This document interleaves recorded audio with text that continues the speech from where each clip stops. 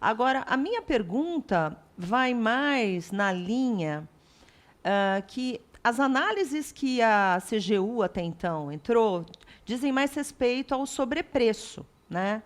Mas existem várias outras linhas que foram tocadas aqui por alguns colegas que eu ouvi, que falam de outros dutos, de escoamento de verba pública, de uso indevido de verba pública, que diz respeito à emenda de relator geral, à falta de critério em liberação de dinheiro, à falta de transparência, à falta de igualdade na distribuição, ao uso excessivo político dessas emendas, né, que ocupam espaços de áreas que estão completamente desprovidas, de vazios assistenciais, entre outras coisas, como foi citado.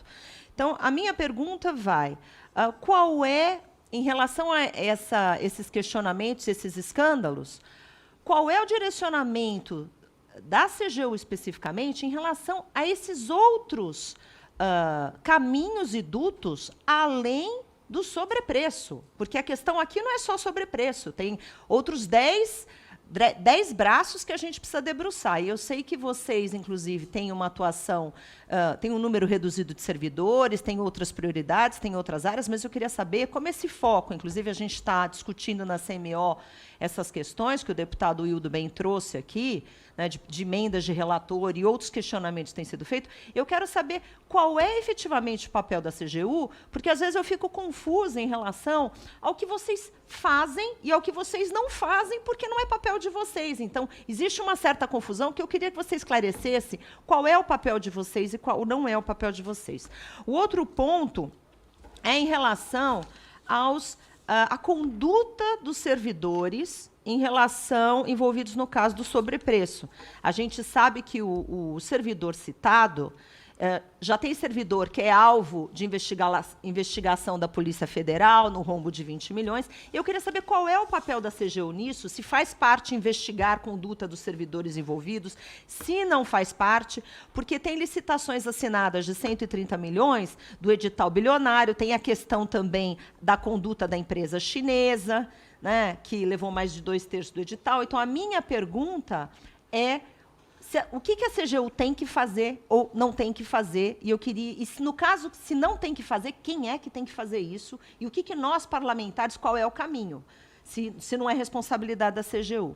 E eu acho que a grande questão aqui é entender efetivamente como a CGU está atuando em relação alguns pontos dentro dos ministérios. Nós já conversamos, inclusive, a semana passada, né, eu tomei a liberdade de ligar para entender um pouco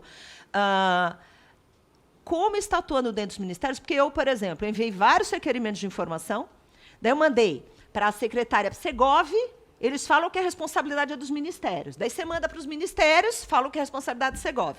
Aí, agora estão falando que a responsabilidade é do relator geral. Então, é assim, fica um jogo de empurra, um brinca e me engana que eu gosto, e ninguém aqui é idiota, desculpa a clareza. Então, eu queria saber claramente como vocês estão atuando, quais são as indicações e o que vocês estão fazendo e o que vocês não vão fazer, porque daí a gente pode buscar outros caminhos. Então, eu agradeço a presença. Eu só queria fazer também um outro comentário que eu acho importante, já que o deputado Wildo tocou na questão das emendas de relator, das emendas de bancada, das emendas de comissão. Está tendo desvirtuamento de tudo, sim. Hoje nós temos emenda de relator que deveria servir só para desvio e cuida do orçamento, muito mais das verbas discricionárias de vários ministérios juntos, o que é um absurdo.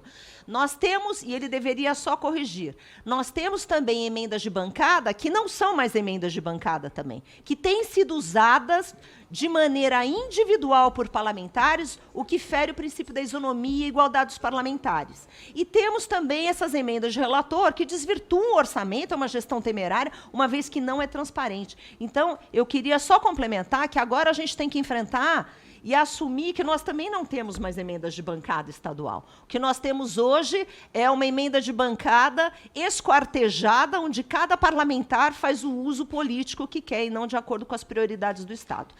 Então, eu volto aqui a pedir para essa comissão trabalhar no sentido de que as emendas de comissão tenham mais impacto, uma vez que representam as áreas e respeitam a proporcionalidade da casa de maneira transparente. Obrigada, senhor ministro. A deputada Adriana Ventura, ela levantou aqui os problemas de falta de critério de liberação, e eu acho que o critério de liberação e auditoria, a gente pode fazer uma auditoria sobre isso, mas, assim, praticamente hoje o governo está seguindo o que o relator indica, né? O que a CGU pode fazer além de sobrepreço?